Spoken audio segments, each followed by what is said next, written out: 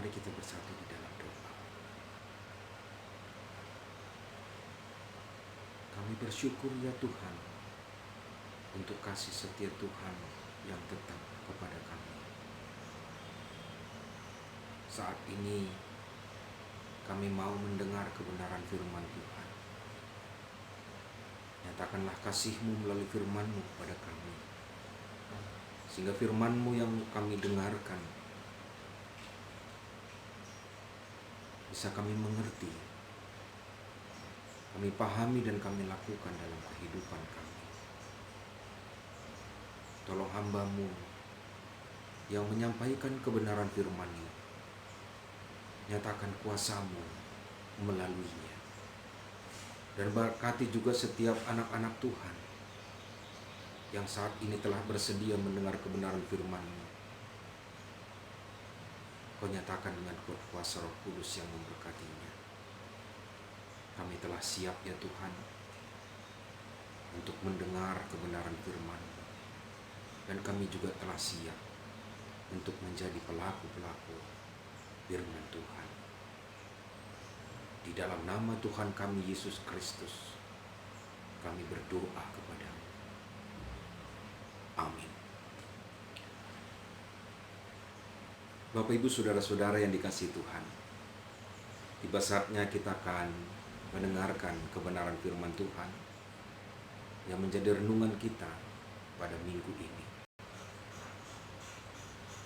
Yang menjadi teks khotbah minggu ini terambil dari kitab Mazmur. Mazmur pasal 69 ayat 30 sampai ayatnya 37. Mazmur 69 ayat 30 sampai 37. Demikian firman Tuhan. Tetapi aku ini tertindas dan kesakitan. Keselamatan daripada-Mu ya Allah, kiranya melindungi aku. Aku akan memuji-muji nama Allah dengan nyanyian, mengagungkan Dia dengan nyanyian syukur. Pada pemandangan Allah itu lebih baik daripada sapi jantan, daripada lembu jantan yang bertanduk dan berkuku belah. Lihatlah, hai orang-orang rendah hati, dan bersukacitalah kamu yang mencari Allah, biarlah hatimu hidup kembali. Sebab Tuhan mendengarkan orang-orang miskin dan tidak memandang hina orang-orangnya dalam tahanan. Biarlah langit dan bumi memuji-muji Dia, lautan dan segala yang bergerak di dalamnya. Sebab Allah akan menyelamatkan Sion dan membangun kota-kota Yehuda, supaya orang-orang diam di sana dan memilikinya. Anak cucu hamba-hambanya akan mewarisinya, dan orang-orang yang mencintai namanya akan diam di situ. Saudara-saudara yang dikasihi Tuhan, sungguh indah firman Tuhan yang boleh kita dengar melalui pembacaan yang kedua, sekaligus menjadi teks khotbah kita pada minggu ini. Minggu ini kita memasuki rangkaian minggu-minggu Passion.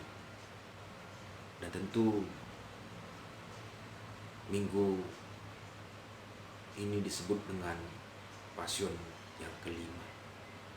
Sekaligus minggu ini disebut juga dengan Minggu Letare. Minggu Letare lebih terarah kepada nampaklah, atau dalam bahasa Karo, Tridala. Yang mungkin menjadi pertanyaan, hal apa yang perlu kita nampakkan, yang perlu kita perlihatkan? Apakah kemuliaan Allah? Ya, tapi juga tentu kita menunjukkan siapa diri kita sebagai anak-anak Allah. Saudara-saudara yang dikasihi Tuhan, kita sangat menyadari situasi yang kita hadapi. Ketika pada minggu ini Tuhan ingatkan kita untuk menunjukkan siapa kita. Mungkin banyak pertanyaan atau ungkapan yang bisa kita katakan. Bagaimana caranya? Aku menunjukkan keberadaanku di tengah-tengah situasi, kondisi yang begitu berat yang saat ini kami hadapi. Saudaraku,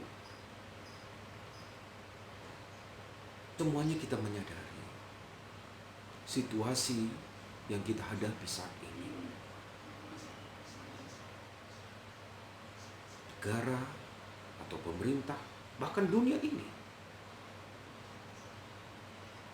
Tentu saja yang kita saat ini rasakan di tengah kehidupan bangsa kita ketika COVID-19 atau yang disebut dengan coronavirus sudah menjadi pandemi yang artinya bisa kita artikan sebagai mewabah, bukan hanya lokal tapi sudah global. Ketika situasi ini terjadi, mungkin banyak pertanyaan kita. Bagaimana mungkin aku menunjukkan keberadaanku sebagai anak-anak Allah di tengah situasi yang begitu susah, yang sulit saat ini aku hadapi?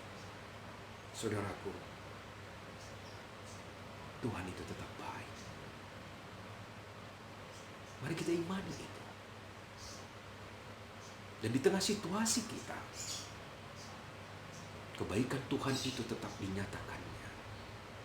Dan mari kita lihat kebaikan Tuhan itu melalui ibadah kita dalam Minggu Pasion yang kelima ini.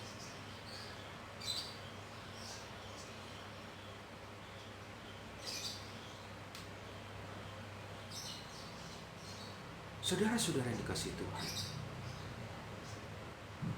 kita bisa melihat 3 teks yang sudah disampaikan kepada kita dalam Minggu Pasion yang kelima ini.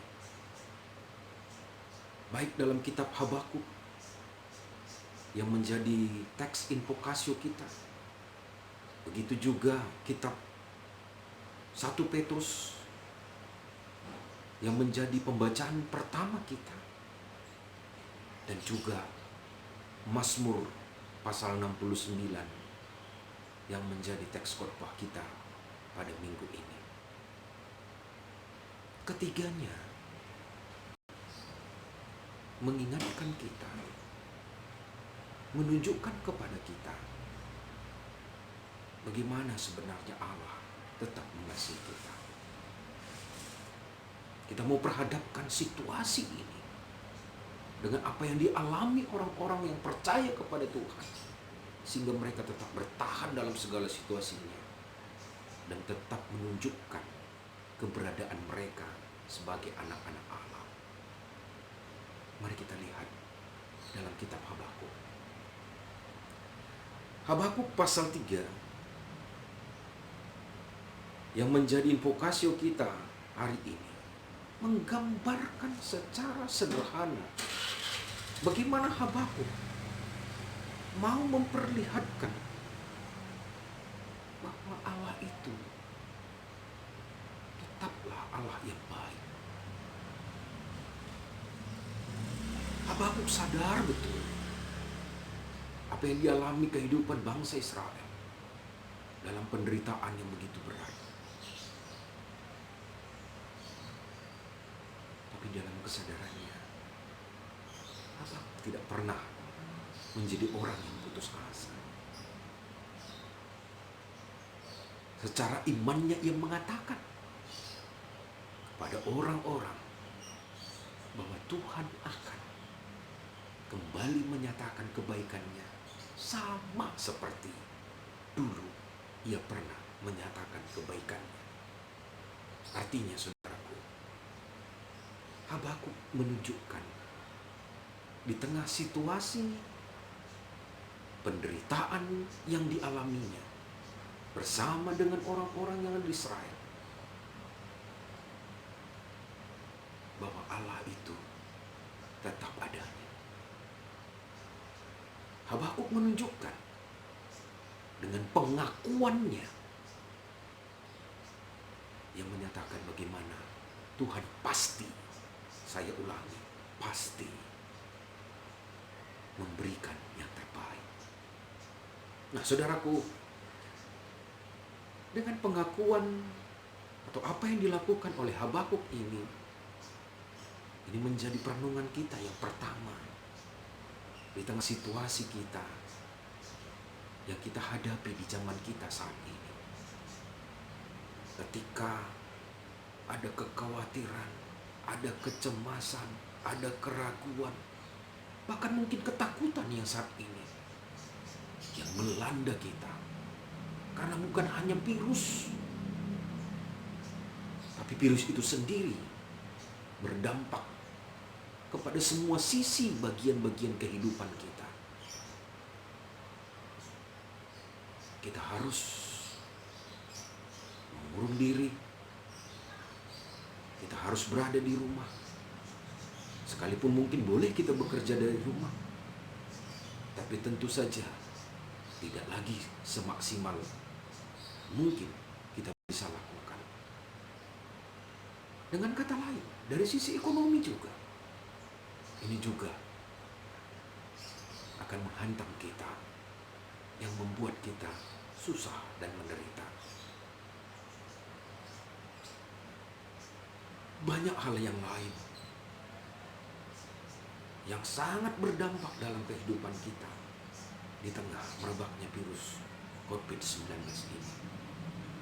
Dalam kecemasan, ketakutan itu, ini juga menjadi suatu pergumulan kita saat ini. Kita mungkin bertanya, apa aku kena atau tidak? Apa yang harus aku lakukan? Ketika ada juga yang menantang kita, di mana imanmu? Kamu tidak percaya bahwa Tuhan pasti memberikan kesembuhan? Saudaraku, saat ini persoalan kita bukan persoalan masalah takut atau tidak takut.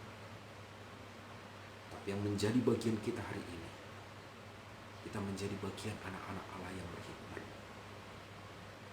Tuhan telah ingatkan kepada kita melalui pemerintah kita, melalui gereja kita, moderamen kita, klasis kita, bahkan tentu saat ini melalui rumbun kita, untuk menyikapi semuanya ini dengan bijaksana. Sebagai orang yang beriman itu, kita taat dan patuh. Kita boleh bekerja dan kita boleh beribadah dari rumah kita masing-masing. Kita bukan takut, kita percaya. Inilah yang disampaikan oleh Tuhan bagi kita, untuk kita tetap menunjukkan keberadaan kita sebagai anak-anak Allah.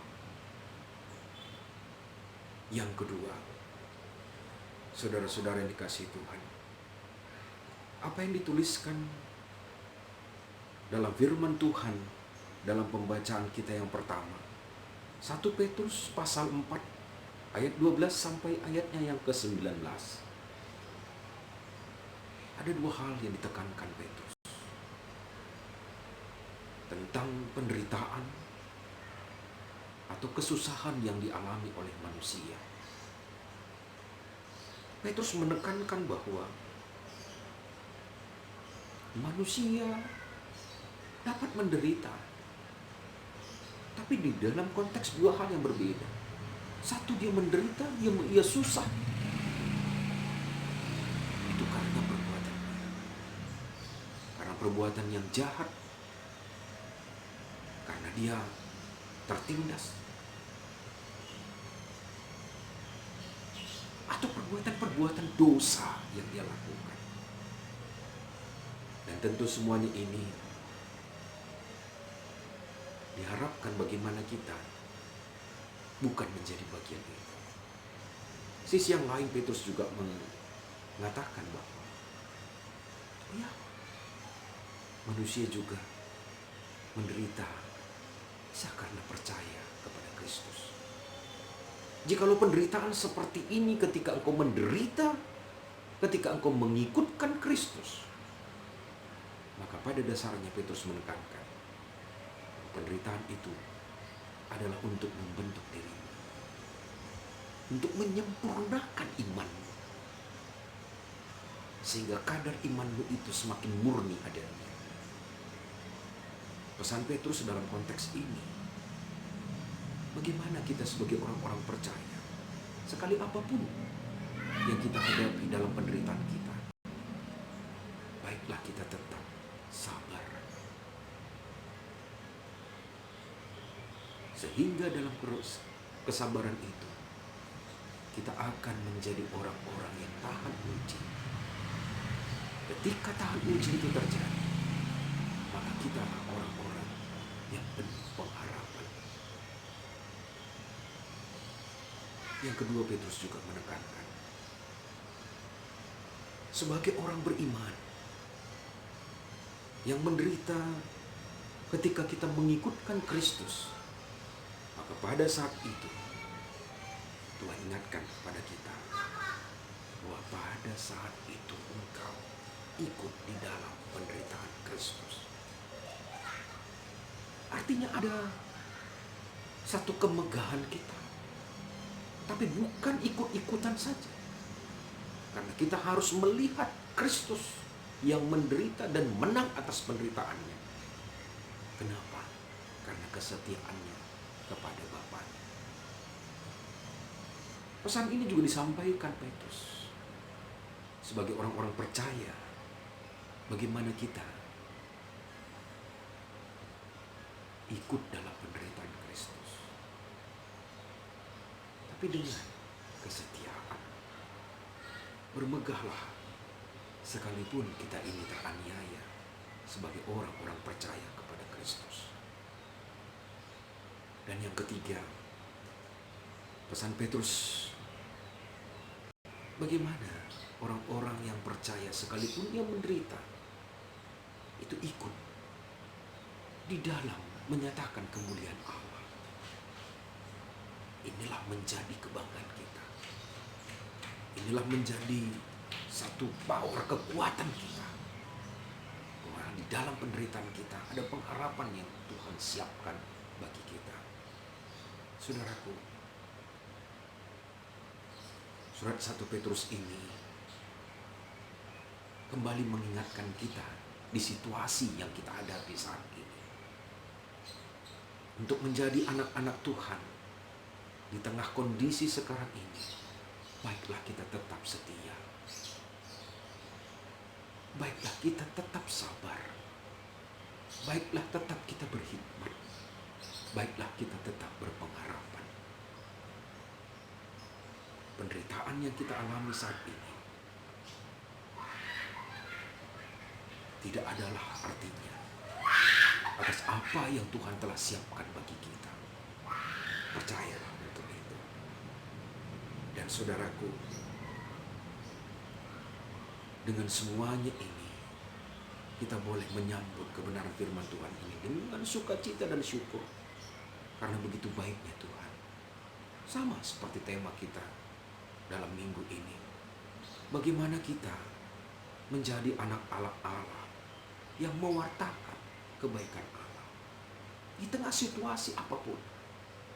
Di tengah kondisi seberat apapun. Dan kita akan lihat Tuhan kembali ajari kita melalui kebenaran firman-Nya atas apa yang disaksikan oleh pemazmur, secara khusus tentu hari ini Daud, yang menjadi bahan khotbah kita pada minggu ini. Daud, sekalipun seorang raja, sekalipun seorang yang mempunyai karunia yang luar biasa, tapi tak luput dari namanya penderitaan. Banyak kesusahan yang ia alami. Bahkan ia merasakan mengungkapkan dari ungkapan hatinya bagaimana ia ditindih, dia ditekan atas segala pergumulannya. Tapi saudaraku, Daud menunjukkan siapa dia. Dia menunjukkan keberadaannya di dalam penderitaannya. Ia berpengharapan hanya kepada Tuhan. Oleh karenanya melalui doa yang diungkapkan dalam teks kita pada Mazmur 69 ayat 30 sampai ayatnya 37 ini, Tuhan ajari kita melalui kesaksian Daud bagaimana ia di dalam penderitaannya pun menjadi anak-anak Allah yang memuji Tuhan. Bagaimana di dalam penderitaannya dia tetap berpengharapan hanya kepada Tuhan. Kita bersyukur di situasi kita saat ini, kita diajari Tuhan untuk menunjukkan keberadaan kita, eksistensi kita sebagai anak-anak Allah